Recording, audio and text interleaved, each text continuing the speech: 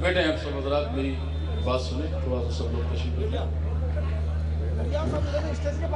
وہ ایک بہت بڑی ذمہ داری ہوتی ہے، اس کے لینے کے بعد سب سے پہلے انسان اپنے دل کا بغض نکالے۔ خانقاہ کی سرتوڑ خدمت اس کے لیے لازم ہو جاتی ہے۔ کوئی کام ہو، کچھ ہو، مخالفت کے بجائے موافقت کے ساتھ سلسلے کا کام کریں۔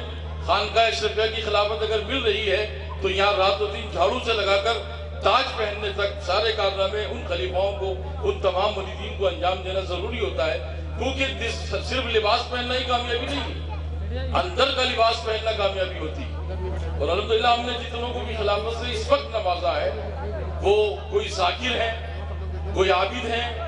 سلیم بھائی اشرفی بامبے بازار سے جن کو ہم خلافت دے رہے ہیں، ان سے میں نے 4 چلے کرائے، ترک حیوانات کے ساتھ کرائے، اور یہ انہی میں کامیاب ہوئے الحمدللہ۔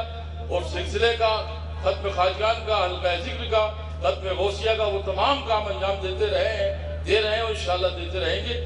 تو مریدی اور خلافت اسی چیز کا نام ہے۔ سرکار نظام الدین اولیاء محبوب الہی کے سرکار نصیر الدین چراغ دہلی رحمۃ اللہ علیہ کی بارگاہ میں کچھ لوگ آ گئے کہ حضرت ہمیں بھی جو ہے خلافت دے دی جائے۔ تو 40 حجرے تھے آپ کی خانقاہ نصیر الدین چراغ دہلی رحمۃ اللہ علیہ۔ تو وہ جو لوگ لے کے آئے تھے انہیں سجا سوار کے انہیں خلافت دے دیجیے، انہیں مولد کر لیجیے۔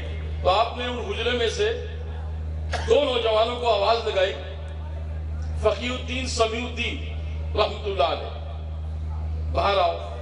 بہت بڑی خانقاہ رہی، اب تو خیر وہاں عمارتیں بن گئی۔ جب وہ تشریف لائے تو فرمایا کہ یہ جو خانقاہ میں جھاڑ ہے فقی الدین، اس پر نظر جلال ڈال دو۔ جب فقی الدین رحمۃ اللہ علیہ نے نظر جلال ڈالی تو وہ پھلدار درخت جو تھا، وہ جھاڑ تھا، سوکھ کر کے پوری طرح سے پھل گر گئے اور جھاڑ سوکھ گیا۔ اس کے بعد جب دوسرے کو حکم دیا سمیع الدین کو کہ سمیع الدین اب اس پر نظر مسرت ڈالو، نظر محبت اور کیمیا اثر ڈالو۔ چند لمحوں میں دونوں نے، ایک نے جلا کر اس کو سکھا کر راکھ کر دیا، اور جب دوسرے نے نظر ڈالی تو پھر اس سے بڑے پھل آ گئے اور اس سے بہترین اس کے اندر خوبصورتی پیدا ہو گئی۔ تو نصیر الدین چراغ دہلی فرماتے ہیں کہ ابھی مرید ہونے کے لائق نہیں ہے، ابھی ان کو مرید ہونے میں بھی وقت لگے گا، لیکن الحمدللہ بزرگان دین کی روایت کو دھیان میں رکھتے ہوئے، کیونکہ اس وقت حالات بڑے منتشر ہیں، اختلافات، دلوں کے بغض، عداوت، حملے، نفرتیں پھیلائی جا رہی ہیں، پھیل رہی ہیں۔ یہ سلسلوں کا کام نہیں ہوتا، سلسلے کا کام تو یہ ہوتا ہے کہ آج میں اپنے بغض و عداوت کا، اپنے حقیقی جسم کا لباس اتار رہا ہوں، اور اب جس سلسلے کی خلافت یا مریدی مجھے مل رہی ہے، اب میں اپنے مشائخین کا وہ لباس پہن رہا ہوں جس کے پہننے کے بعد سر جھکانا ضروری، انکساری ضروری، عاجزی ضروری، محبت ضروری، مسرت ضروری، نفرتوں سے بچنا ضروری ہے۔ آج بہت سارے مرید پھر رہے ہیں۔ وہابیت پڑھنے کی وجہ صرف یہ رہی کہ ہم میں تکبر آ گئے، ہم میں انانیت پیدا ہو گئی، ہم نفرتوں کی طرف بڑھ گئے، ہمیں خانقاہوں کی خدمت نہیں کرنا ہے۔ غوث اعظم کو جتنے لوگ جانتے ہیں ہاتھ اٹھائیں۔ غوث اعظم کو جانتے ہیں؟ محمود بھائی جانتے ہیں؟ غوث پاک رضی اللہ عنہ۔ آپ کے پیر و مرشد کا نام ایک آدھ آدمی بتائے، یہ اسٹیج چھوڑ دو۔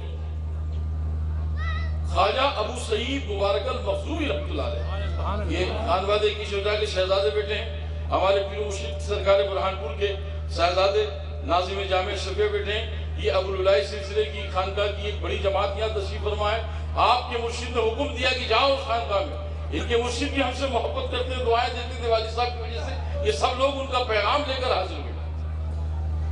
دوستان مکرم، بغض کو نکالنا، غوث پاک ایک ایسی شخصیت کا نام ہے کہ جو مادرزاد بنی۔ مکتب میں جب انہیں بٹھایا گیا، بسم اللہ جب ان کی گئی تو استاد نے برائے استادی کہا کہ عبد القادر پڑھو۔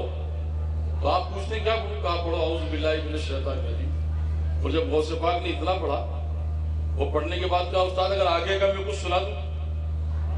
کہا بسم اللہ۔ تو آپ نے کہا کہ کھڑے ہوئے۔ اس وقت تاریخ غوث اعظم میں لکھا ہوا ہے کہ تقریباً 400 سے زیادہ مفتیان کرام، 1000 سے زیادہ حفاظ کرام، 7-8 ہزار سے زیادہ قرہ موجود تھے۔ جب غوث اعظم کھڑے ہوئے آپ نے بسم اللہ شروع کی، 18 بارے پر جا کر اختتام کیا۔ استاد حیران کہ بیٹے یہ فرمایا یہ تو میں اپنی والدہ کے شکم مبارک سے فارغ ہو کر کے آیا ہوں، اب چونکہ استاد بنانا لازم ہے لہذا میں آپ کی دستگاہ میں حاضر ہوا ہوں۔ تو دوستان مکرم، یہ عبد القادر جیلانی کسی روایت میں آتا کہ 22 پارے کا آپ حافظ رہے، والدہ کے بیٹے، اور اس کے بعد آپ نے اپنے پیر و مرشد حضرت ابو سعید مبارک المخزومی رحمۃ اللہ علیہ کی 18 سال وضو بنانے کی خدمات انجام دی، جبکہ ابو سعید فرماتے تھے کہ اے عبد القادر تم تو مادر ذات پلی ہو، فرمایا یا ایھا الذین آمنوا اتقوا اللہ وکونوا مع الصادقین۔ یہ مفتی منظر موجود ہے یہاں پہ الحمدللہ، ایک بہت بہترین انہوں نے تفسیر لکھی ہے، کل ان کا خطاب بھی آپ کو سننا ہے۔ تو غوث پاک نے بھی 18 برس اپنے مرشد کی خدمت میں رہ کر یہ کہا کہ حضور جب تک غلامی تیرے سگے در کی ہو نصیب جسے، پھر اس غلام کی دنیا غلام ہو۔ تو میں پہلے جنہیں بھی خلافتیں دی گئی ہیں،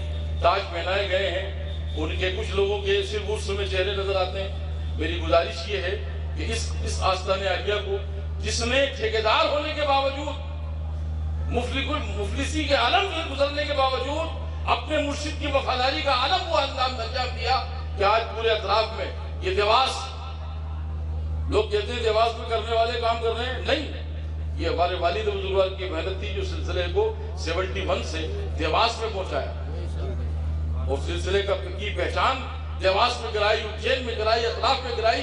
خلفاء تو پہلے تھے، موجود تھے، لیکن جس نے بھٹک کر کام کیا ہے وہ شاہ برکت اللہ کی ذات مقدس ہے، جو آج اپنے مزار میں آرام فرمائے الحمدللہ، اور یہ اشرفی نگر ان کی کرامت کا مظہر ہے۔ تو میری گزارش یہ ہے کہ جن حضرات کے سروں پر تاج اشرفی رکھا جا رہا ہے، بس وہ اپنا وہ لباس اندر کا اتاریں اور خدمت کریں آستانے کی بھی آ کر۔